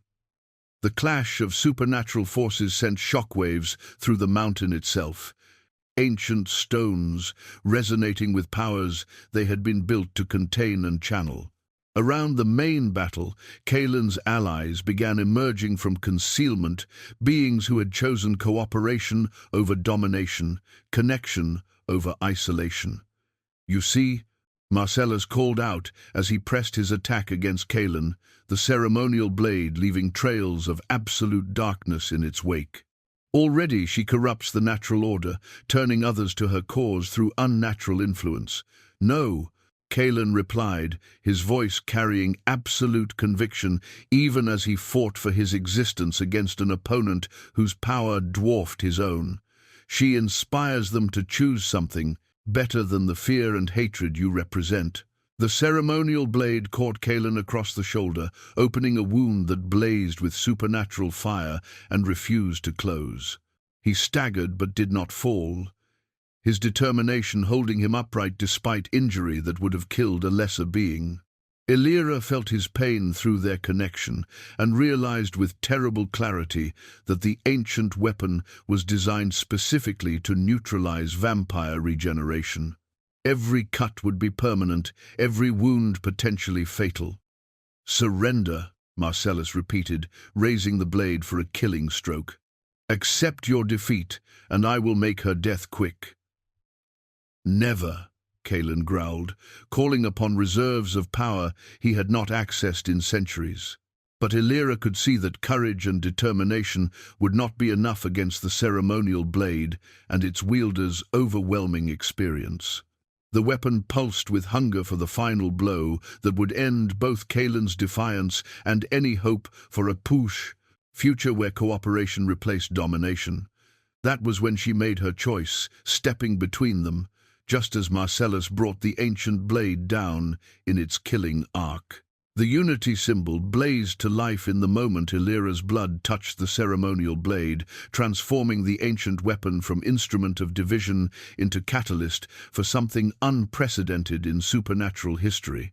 Where her shadow-born essence met the accumulated power of vampire courts and human faith, new possibilities erupted into existence with force that shook the foundations of reality itself. The blade, which had been descending toward Kaelen with killing intent, suddenly stopped as though striking an invisible barrier. But there was no barrier. Instead, light poured from the point of contact between steel and flesh, expanding outward in waves that carried harmony where there had been only discord, understanding where there had been only fear. Impossible, Marcellus breathed, his ancient certainties cracking as the ceremonial blade began to resonate with frequencies it had never been designed to channel. The weapon was blessed specifically to destroy abominations like you. Perhaps, Elira said, her voice carrying new harmonics that seemed to speak directly to something deeper than conscious thought. It was waiting for the right abomination to transform it into something better. The light spreading from their joined essences, human, vampire, and shadowborn, washed over the assembled forces with effects that transcended simple magic. Where it touched the human soldiers, their blessed weapons no longer burned with righteous fury, but glowed with gentle warmth that spoke of protection rather than destruction. The vampire nobles found their predatory instincts not suppressed but refined. Hunger transformed into curiosity about the mortals they had viewed only as prey. Most remarkably, the artificial divisions that had driven the conflict began dissolving as beings on both sides experienced genuine understanding of their supposed enemies' perspectives. Human soldiers saw through vampire eyes the crushing weight of immortal isolation. Vampire nobles felt through human consciousness the fierce joy of mortal love and the poignant beauty of lives that mattered precisely because they were brief. You see now why the Shadowborn had to be destroyed, Marcellus said, though his voice carried less conviction than before as the unity symbol continued blazing between them. They make mockery of natural divisions, corrupt the purity of both sides. No, Kaelen said, his wounds already beginning to heal as the transformed blade's energy flowed through him. They reveal that the divisions were never natural to begin with, only convenient for those who benefited from maintaining artificial separation. The battle that had raged around them began shifting as the expanding influence of the unity symbol reached more participants. Rather than fighting to destroy each other, they found themselves working together against the true threat, the forces of rigid orthodoxy that demanded purity over connection, separation over cooperation. Lord Corswell, seeing his carefully orchestrated alliance crumbling as his own soldiers began questioning orders that suddenly seemed motivated by hatred rather than justice, made a desperate gambit. Drawing a weapon that blazed with different energies, not blessed silver, but something darker, hungrier, he struck directly at Elira while she maintained the connection with the ceremonial blade. "If I cannot destroy the abomination," he snarled, "at least I can prevent it from spreading its corruption further." But his attack never landed. The human soldiers he had led into battle, now seeing clearly the hatred that had motivated their orders, moved to protect rather than destroy. The blessed silver they carried formed a barrier that turned aside his cursed blade, their faith now serving unity rather than division. "My lord," one of his own captains said, sword raised not in attack but in clear warning, "we came here believing we served righteousness. We will not be party to murder driven by nothing more than fear and prejudice." Marcellus, seeing his carefully constructed alliance dissolving around him, made his own final desperate attempt to preserve the old order. Abandoning the ceremonial blade, which now pulsed with energies he could no longer control, he called upon powers that predated the vampire courts themselves, drawing on the raw hunger that defined his species at its most fundamental level. "Then I will end this myself," he declared, his perfect features twisting into something truly monstrous as centuries of restraint fell away. Better a world of honest predation than this corruption of natural law. His assault came with the full weight of his ancient power behind it, enough force to level mountains or drain entire cities of life. But it met not just Elira's growing abilities or Kaelen's determined resistance.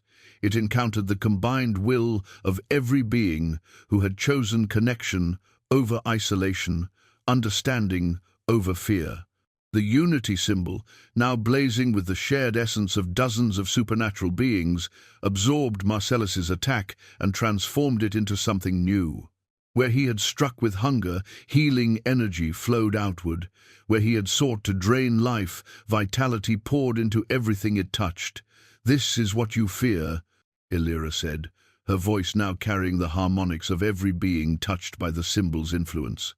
"Not corruption or chaos, but the possibility that your power was never meant to be used for domination. That strength finds its highest expression in service, protection, and love." The elder vampire, faced with the collapse of everything he had believed for millennia, made one final choice. Rather than accept transformation, rather than allow his certainties to be challenged by new possibilities, he chose destruction, turning his remaining power inward to ensure that whatever emerged from this conflict, he would not live to see it. His dissolution sent shockwaves through the assembled vampires, breaking ancient bonds of loyalty and obligation that had held their society together for centuries. But rather than chaos, what emerged was freedom, the chance to choose new purposes, new relationships, new ways of being that served creation rather than consumption. As the immediate battle ended and the unity symbol's influence continued spreading through the supernatural community, Elira found herself standing at the center of changes that would reshape both human and immortal societies for generations to come. The prophecy had been fulfilled, but not through conquest or submission. Instead, the return of the Shadowborn had proven that the gap between mortal and immortal could be bridged through love, understanding, and the courage to choose cooperation over domination. The ancient blade, transformed from weapon to symbol, continued pulsing with gentle light that promised new possibilities for all who were willing to embrace them. The wedding rings carved from fortress stone caught the light of a spring morning 6 months after the battle that had changed everything. Elira turned the simple band between her fingers, marveling at how something so modest could carry such weight of meaning. The stone had been taken from the deepest foundations of Kaelen's fortress, carved with symbols that represented not just their union, but the bridge they had helped build between two worlds that had been enemies for countless centuries. "Are you ready for this?" Kaelen asked from beside her, his own ring gleaming with the same inner luminescence that marked all things touched by their combined essences. The question carried layers of meaning that went far beyond the simple ceremony they were about to undertake. "I'm ready for whatever comes next," she replied, looking out over the gathering that had assembled in the meadow below the fortress. Representatives from human kingdoms and vampire courts mingled with beings she was still learning to identify, fey nobles who had emerged from hidden realms, elemental spirits who had not walked openly in the world for generations, and dozens of others who had chosen cooperation over isolation. The aftermath of their confrontation had sent ripples through every supernatural community, challenging assumptions that had remained unquestioned for millennia. The unity symbol, now worn as pendant by those who embraced the new possibilities it represented, had become the emblem of alliances that would have seemed impossible just months before. Not all had embraced the changes, of course. There were human settlements that still viewed any contact with supernatural beings as abomination, vampire courts that retreated deeper into isolation rather than risk contamination by mortal concerns. But enough had chosen differently to ensure that the old patterns of predation and fear could never again dominate completely. Lord Carswell's trial concluded yesterday, Kaelen said, sharing news that had arrived through the communication networks that now linked their growing alliance. The human courts found him guilty of conspiracy and murder. He will spend the remainder of his life in a monastery, contemplating the difference between service and exploitation. Elira nodded, feeling neither satisfaction nor sympathy for the man whose family had orchestrated so much suffering. Justice had been served, but more importantly, the systems that had allowed such corruption were being reformed by those who understood that true strength came through protecting the vulnerable rather than preying upon them. And Aldwin chose exile over trial. He was last seen heading toward the Eastern Kingdoms, where questions about his past are less likely to be asked. Kaelen's expression carried the satisfied calculation of someone who had ensured that particular threat could never resurface. Some lessons must be learned through loss rather than forgiveness. A sound from the meadow below drew their attention, music that blended human instruments with supernatural harmonies, creating melodies that spoke to every heart, regardless of species or origin. The ceremony was beginning, and with it would come the formal recognition of what had already been proven through trial and conflict. They descended to join the gathering, moving through crowds that represented the most diverse assembly in recorded history. Human nobles stood beside vampire lords who had renounced predation in favor of cooperation. Fey courtiers shared space with mortal scholars who had devoted their lives to understanding supernatural phenomena. Children, both human and the occasionally born offspring of mixed unions, played games that would have been impossible in a world where such interactions were forbidden. The ceremony itself was brief but profound. Words were spoken in languages both ancient and modern, vows exchanged that bound them not just to each other, but to the vision they had fought to make reality. When they placed the fortress stone rings upon each other's fingers, the assembled crowd felt the resonance of unity that had first manifested during the battle 6 months before. "By the authority vested in me by treaties both old and new," declared the officiant, a vampire elder who had been among the first to embrace the changed world, "I pronounce you bound in partnership that transcends the divisions between mortal and immortal realms." The celebration that followed lasted 3 days and established traditions that would be remembered for 2,000 generations. Human musicians learned to play with vampire companions whose enhanced hearing could detect harmonies impossible for mortal ears alone. Supernatural beings discovered that mortal foods, prepared with understanding of otherworldly palates, could provide nourishment beyond mere sustenance. Most importantly, alliances were formalized that would reshape the political landscape of the known world. Trade agreements between human kingdoms and supernatural territories, mutual defense pacts that promised aid against threats that exceeded any single group's ability to handle alone. Educational exchanges that would ensure future generations grew up understanding rather than fearing those who were different from themselves. As the formal celebrations wound down, Elira and Kaelen found themselves alone again in the common room where so much of their relationship had developed.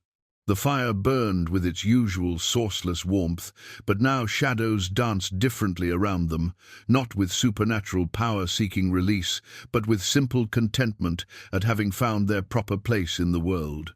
"Do you miss it?" Elira asked, settling into what had become her customary chair. "The simplicity of isolation, when your choices affected only yourself?"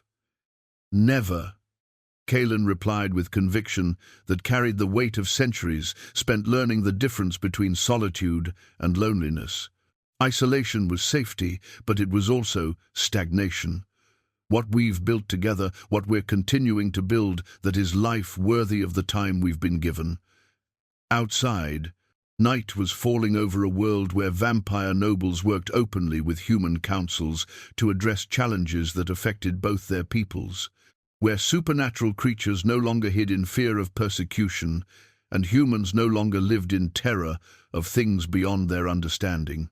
It was not perfect. There were still conflicts to resolve, prejudices to overcome, and trust to be built through years of consistent cooperation. But it was better than what had come before, and it held promise of continuing improvement for those wise enough to choose connection over isolation, understanding over fear. What do you think our children will make of potters? All this? Elira asked, her hand resting on the slight curve of her belly, where new life was already stirring, the next generation of Shadowborn who would grow up in a world their parents had fought to create.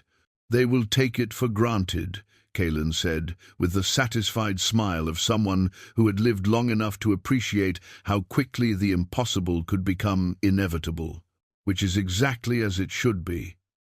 The fortress stone rings caught firelight as their hands intertwined, symbols of union that had bridged impossible divides and proven that love, given time and courage, could indeed conquer the darkest corners of the world.